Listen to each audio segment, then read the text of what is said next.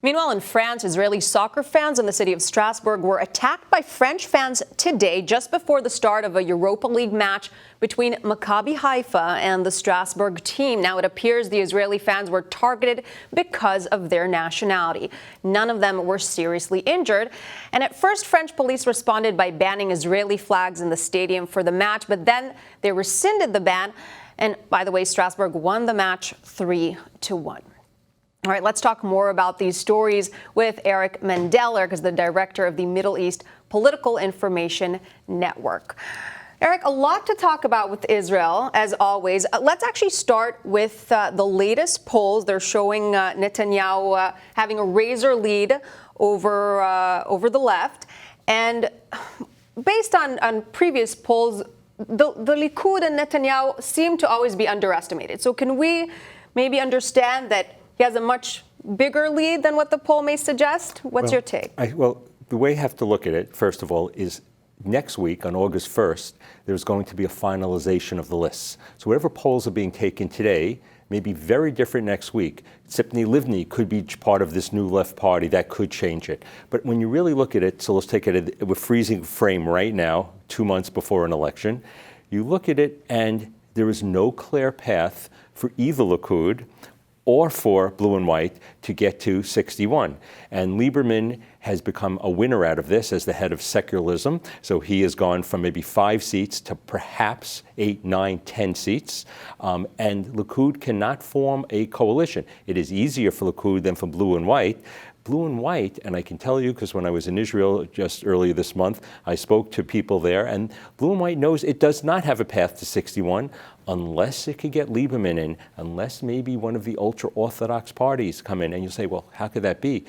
Back in the 50s, even MEPIN, the predecessor of Labor, they made deals with the ultra-Orthodox. I think they regret them today, but whatever it was to create a coalition. So everybody's trying to come together here, but everybody's also fearful of a third election.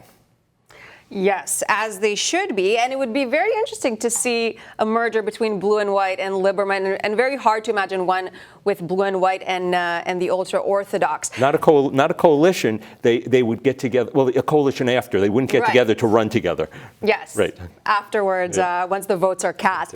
Now, if we look at the new merger today with Meretz and Barak and Stav Shafir, first of all, do you see this affecting blue and white in any way and taking away votes from them?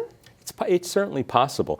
I mean, I think the big loser here is the venerable Labor Party. The Labor Party may not even make it into, and that's really kind of sad because they really were the leading party of Israel for its first 40 years. And the idea that they're disappearing, at least in name, is really troubling, and everybody should really kind of care about that.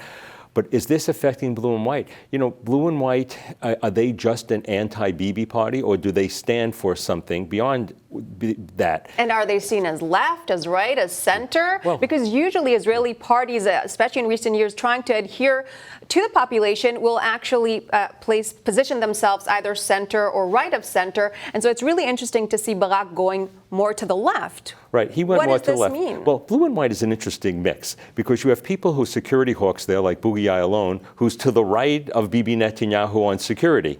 But you have other people as part of this coalition. So they have to stand for something beyond just being anti-Bibi. And has that message gone out? Have they lost people because of now people who are saying, I'm on the left, maybe I want to move to a more traditional left party? But this has sort of saved Meretz also. Meretz might have disappeared if they were standing on their own. But again, things are going to change. We just take a grain of salt with what we're doing here and looking at these numbers. All right, so based on what you've seen, what type of merger do you think would challenge a Netanyahu government? The one that I thought, and I actually mentioned to people that they said it would work, but we would never do it, was Ayelet Shaked to join blue and white. I said if that could have happened, then that would have changed everything. But short of that, I don't see anything dramatic right now. I think we've just reshuffled the deck. I don't think the left has grown. I don't think the right has grown. I think Lieberman may have grown, and he's a bigger kingmaker. That's what we're hearing from a lot of people, that it's just reshuffling the deck.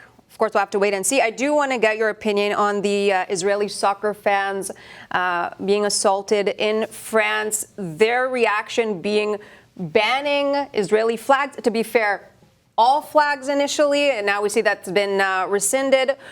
What do you think? I mean, what do you think about this reaction, and why wouldn't they arrest the violators? Fear of Muslim agitation, fear of the rise of Muslim anti-Semitism. This is really a terrible act, what France has done. France, in 2018, had a 78% increase in anti-Semitism. That was just reported. Europe, and it can be So just a lot of fear, basically. Fear, and it's a real problem. It is a real problem. Eric Mendel, thank you so much for weighing in on you. all of these issues.